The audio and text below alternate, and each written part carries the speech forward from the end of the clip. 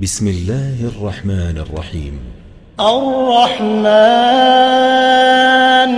علم القرآن خلق الإنسان علمه البيان الشمس والقمر بحسبان والنجم والشجر يسجدان والسماء رفعها ووضع الميزان ألا تطغوا في الميزان وأقيموا الوزن بالقسط ولا تخسروا الميزان والأرض وضعها للأنام فيها فاكهة والنخل ذات الأكمام والحب ذو العصف والريحان فبأي آلاء ربكما تكذبان خلق الإنسان من صلصال كالفخار وخلق الجان من مارج من نار فبأي آلاء ربكما تكذبان رب المشرقين ورب المغربين فبأي آلاء ربكما تكذبان مرج البحرين يلتقيان بينهما برزخ لا يبغيان فبأي آلاء ربكما تكذبان يخرج منهما اللؤلؤ والمرجان فبأي آلاء ربكما تكذبان وله الجوار المنشآت في البحر كالأعلام فبأي آلاء ربكما تكذبان كل من عليها فان ويبقى وجه ربك ذو الجلال والإكرام فبأي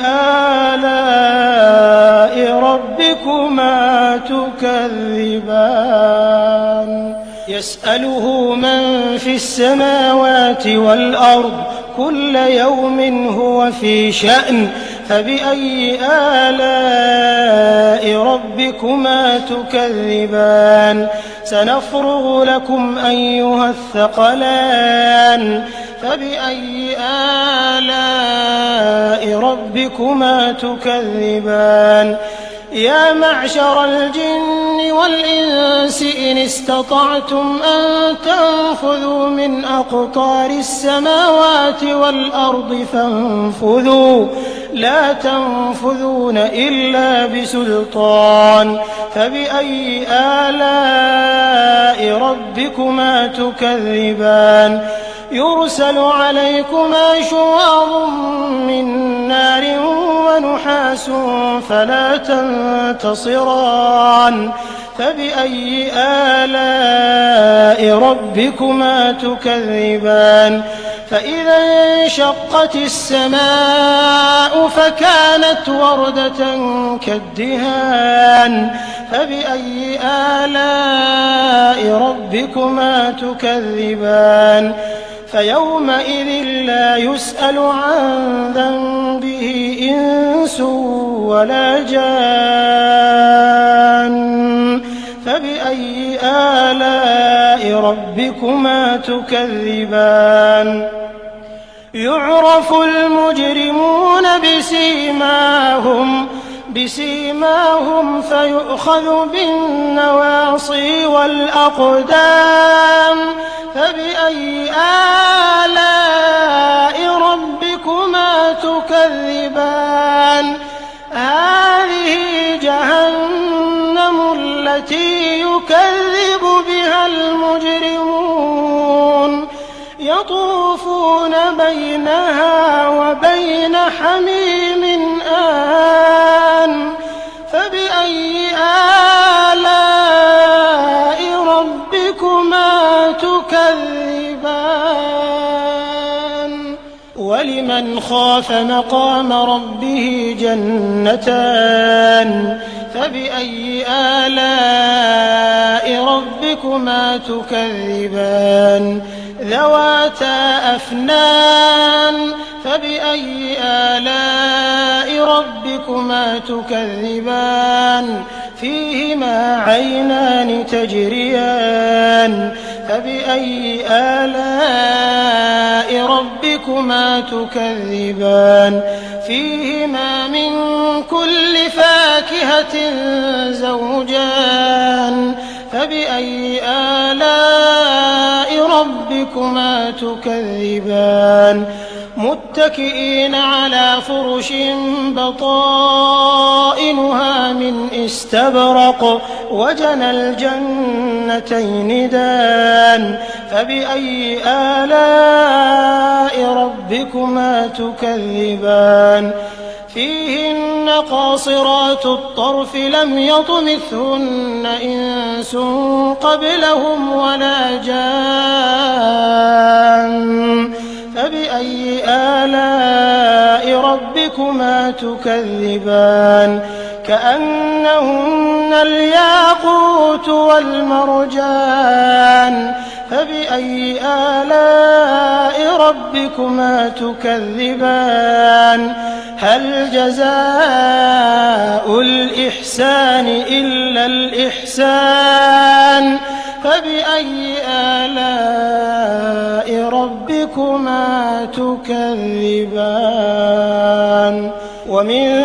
دونهما جنتان فبأي آلاء ربكما تكذبان مدهامتان فبأي آلاء ربكما تكذبان فيهما عينان نضاختان فبأي آلاء ربكما تكذبان فيهما فاكهة ونخل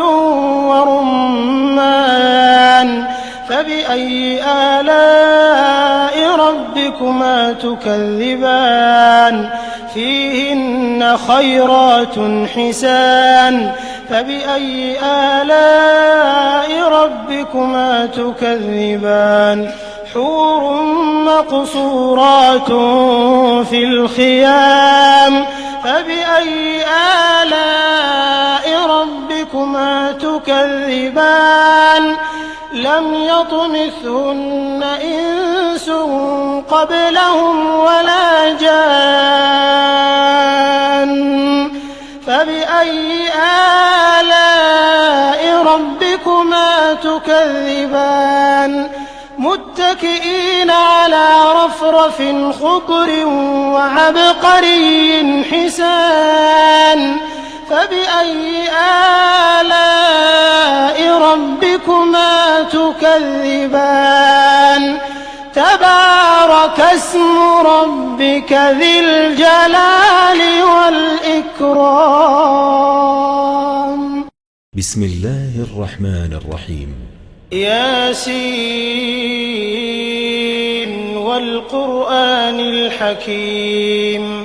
إنك لمن المرسلين على صراط مستقيم تنزيل العزيز الرحيم لتنذر قوما ما أنذر آباؤهم فهم غافلون لقد حق القول على أكثرهم فهم لا يؤمنون إنا جعلنا في أعناقهم أغلالا فهي إلى الأذقان فهم مقمحون وجعلنا من بين أيديهم سدا ومن خلفهم سدا فأغشيناهم فهم لا يبصرون وسواء عليهم أأنذرتهم أم لم تنذرهم لا يؤمنون إنما تنذر من اتبع الذكر وخشي الرحمن بالغيب فبشره بمغفرة وأجر كريم. إنا نحن نحيي الموتى ونكتب ما قدموا وآثارهم وكل شيء أحصيناه في إمام مبين. واضرب لهم مثلا أصحاب القرية إذ جاءها المرسلون إذ أرسلنا إليهم 2 فكذبوهما فعززنا بثالث فقالوا إنا إليكم مرسلون. قالوا ما أنتم إلا بشر مثلنا وما أنزل الرحمن من شيء إن أنتم إلا تكذبون. قالوا ربنا يعلم إنا إليكم لمرسلون وما علينا إلا البلاغ المبين. قالوا إنا تطيرنا بكم لئن لم تنتهوا لنرجمنكم وليمسنكم منا عذاب أليم. قالوا طائركم معكم أئن ذكرتم بل أنتم قوم مسرفون. وجاء من أقصى المدينة رجل يسعى قال يا قوم اتبعوا المرسلين اتبعوا من لا يسألكم أجرا وهم مهتدون. وما لي لا أعبد الذي فطرني وإليه ترجعون. أأتخذ من دونه آلهة إن يردني الرحمن بضر لا تغن عني شفاعتهم شيئا ولا ينقذون. إني إذا لفي ضلال مبين. إني آمنت بربكم فاسمعون. قيل ادخل الجنة قال يا ليت قومي يعلمون بما غفر لي ربي وجعلني من المكرمين. وما أنزلنا على قومه من بعده من جند من السماء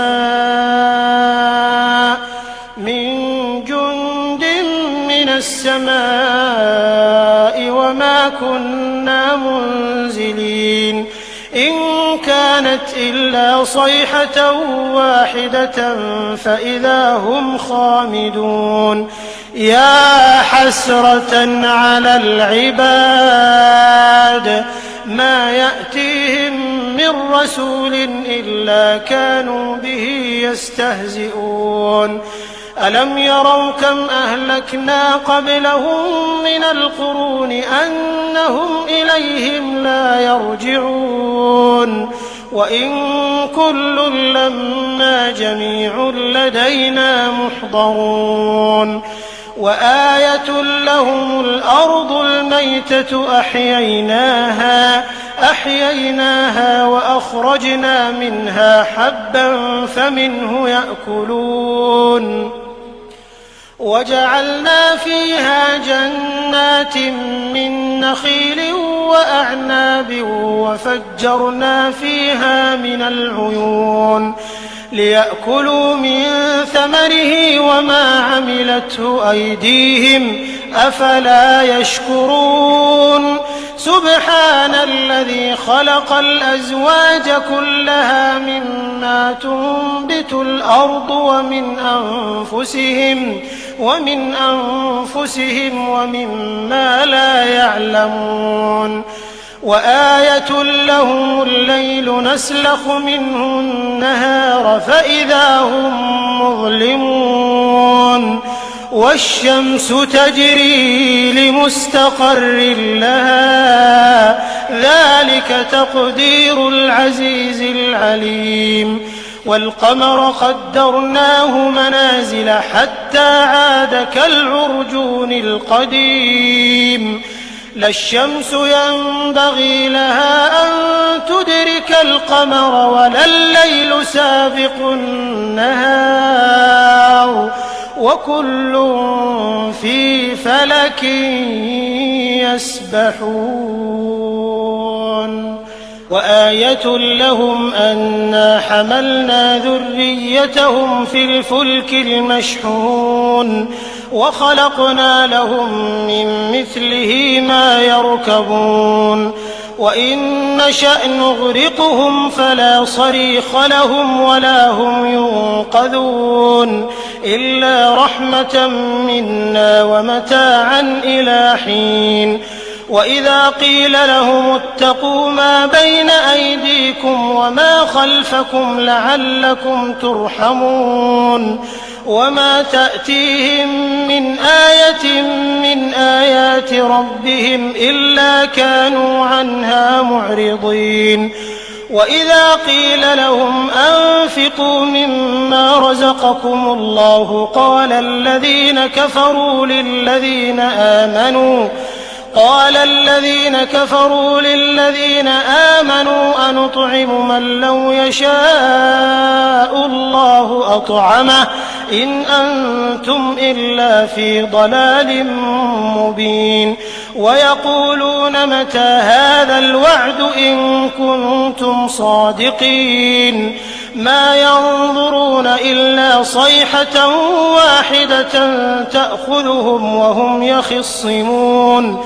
فلا يستطيعون توصية ولا إلى أهلهم يرجعون ونفخ في الصور فإذا هم من الأجداث إلى ربهم ينسلون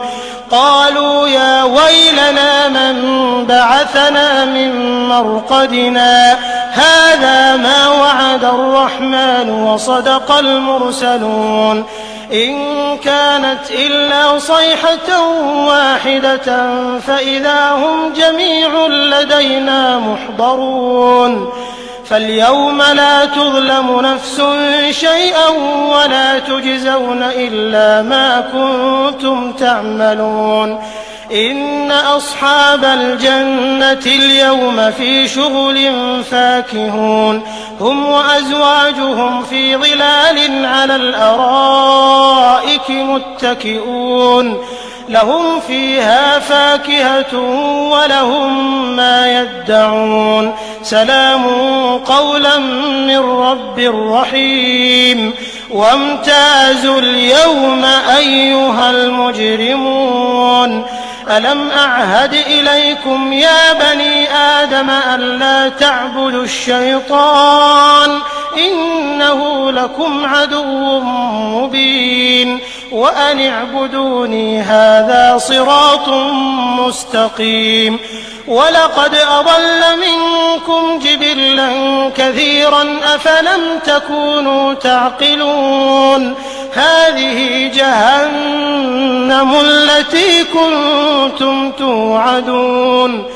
اصلوها اليوم بما كنتم تكفرون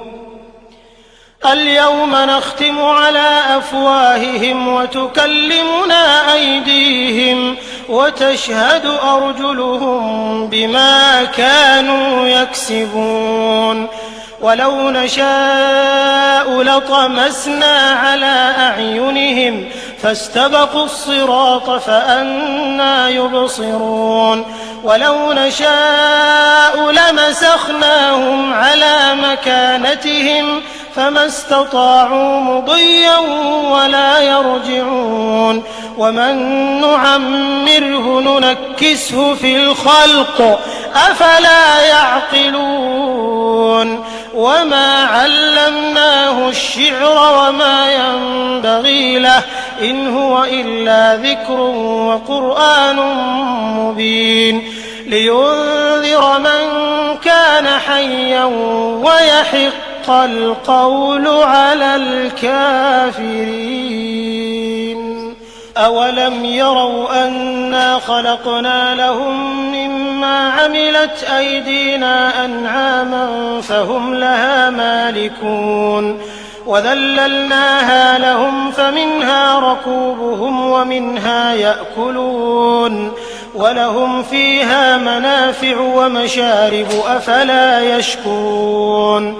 واتخذوا من دون الله آلهة لعلهم ينصرون لا يستطيعون نصرهم وهم لهم جند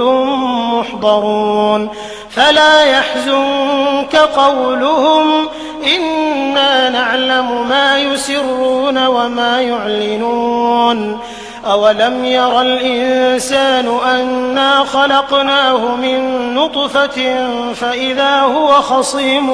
مبين وضرب لنا مثلا ونسي خلقه قال من يحيي العظام وهي رميم قل يحييها الذي أنشأها أول مرة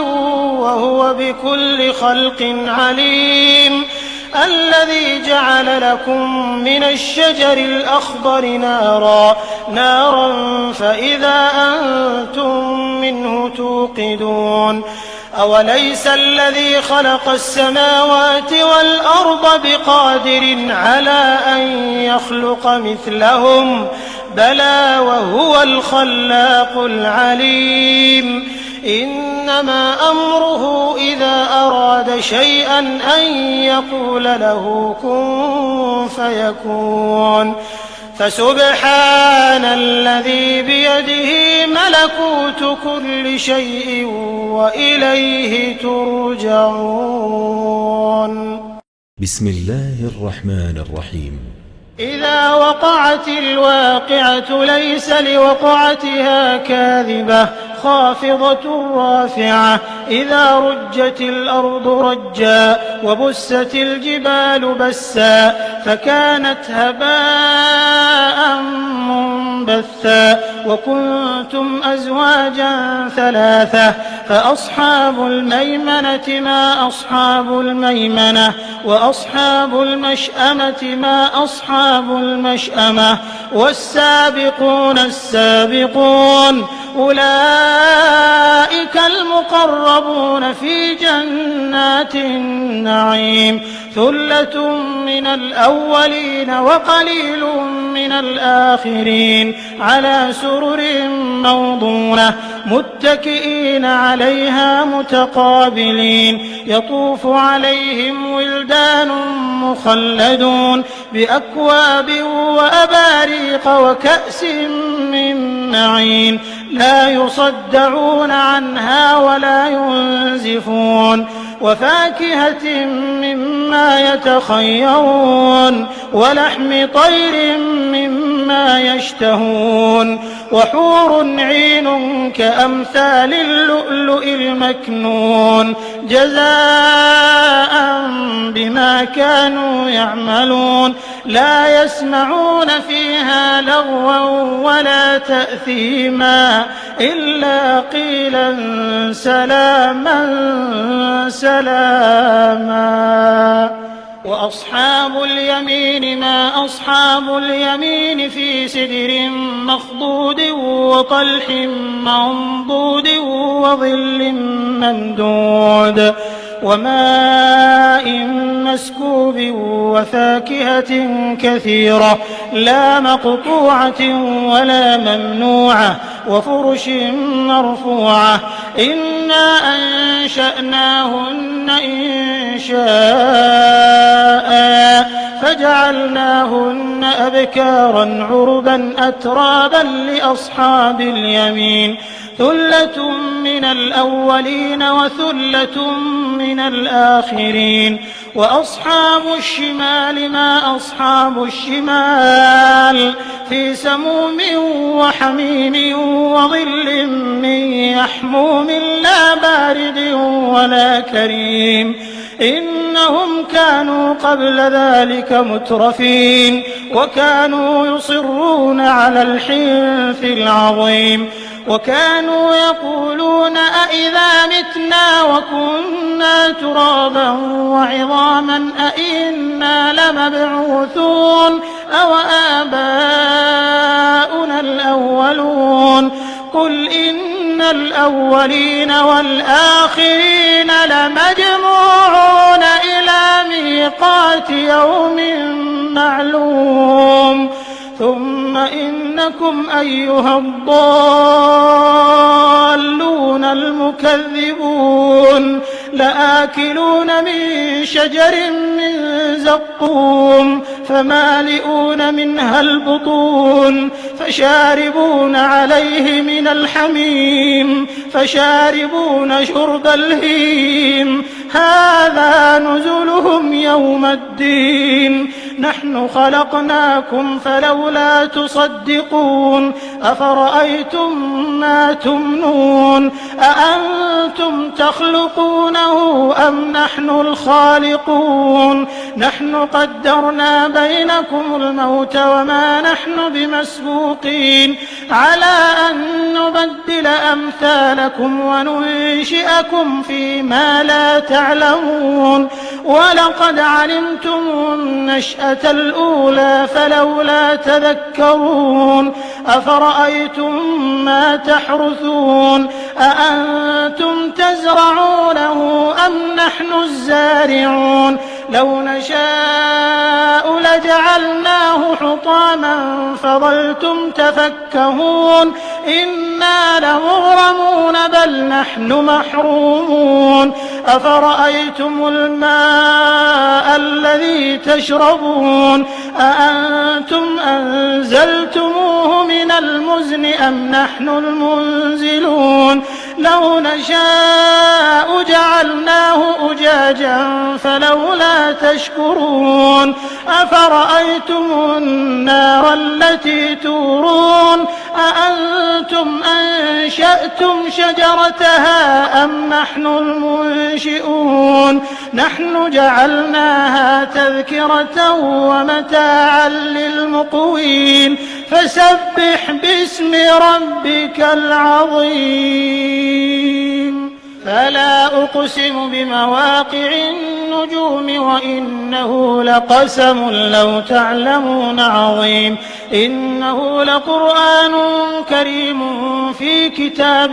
مكنون لا يمسه إلا المطهرون تنزيل من رب العالمين أفبهذا الحديث أنتم مدهنون وتجعلون رزقكم أنكم تكذبون فلولا إذا بلغت الحلقوم وأنتم حينئذ تنظرون ونحن أقرب إليه منكم ولكن لا تبصرون فلولا إن كنتم غير مدينين ترجعونها إن كنتم صادقين فأما إن كان من المقربين فروح وريحان وجنة نعيم وأما إن كان من أصحاب اليمين فسلام لك من أصحاب اليمين وأما إن كان من المكذبين الضالين فنزل من حميم وتصلية جحيم إن هذا لهو حق اليقين فسبح باسم ربك العظيم بسم الله الرحمن الرحيم تبارك الذي بيده الملك وهو على كل شيء قدير الذي خلق الموت والحياة ليبلوكم أيكم أحسن عملا وهو العزيز الغفور الذي خلق 7 سماوات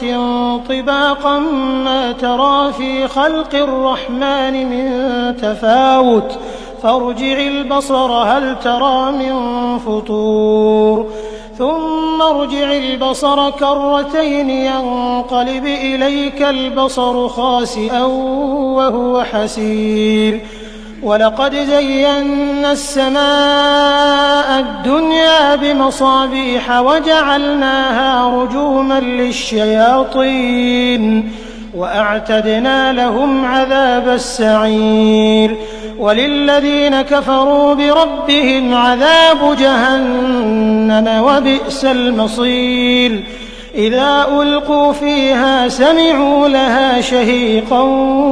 وهي تفور تكاد تميز من الغيظ كلما ألقي فيها فوج سألهم خزنتها ألم يأتكم نذير قالوا بلى قد جاءنا نذير فكذبنا وقلنا ما نزل الله من شيء إن أنتم إلا في ضلال كبير وقالوا لو كنا نسمع أو نعقل ما كنا في أصحاب السعير فاعترفوا بذنبهم فسحقا لأصحاب السعير إن الذين يخشون ربهم بالغيب لهم مغفرة وأجر كبير وأسروا قولكم أو اجهروا به إنه عليم بذات الصدور ألا يعلم من خلق وهو اللطيف الخبير هو الذي جعل لكم الأرض ذلولا فامشوا في مناكبها وكلوا من رزقه وإليه النشور أأمنتم من في السماء أن يخسف بكم الأرض فإذا هي تمور أم أمنتم من في السماء أن يرسل عليكم حاصبا فستعلمون كيف نذير ولقد كذب الذين من قبلهم فكيف كان نكير أولم يروا إلى الطير فوقهم صافات ويقبضن ما يمسكهن إلا الرحمن إنه بكل شيء بصير أمن هذا الذي هو جند لكم ينصركم من دون الرحمن إن الكافرون إلا في غرور أمن هذا الذي يرزقكم إن أمسك رزقه بل لجوا في عتو ونفور أفمن يمشي مكبا على وجهه أهدى أم من يمشي سويا على صراط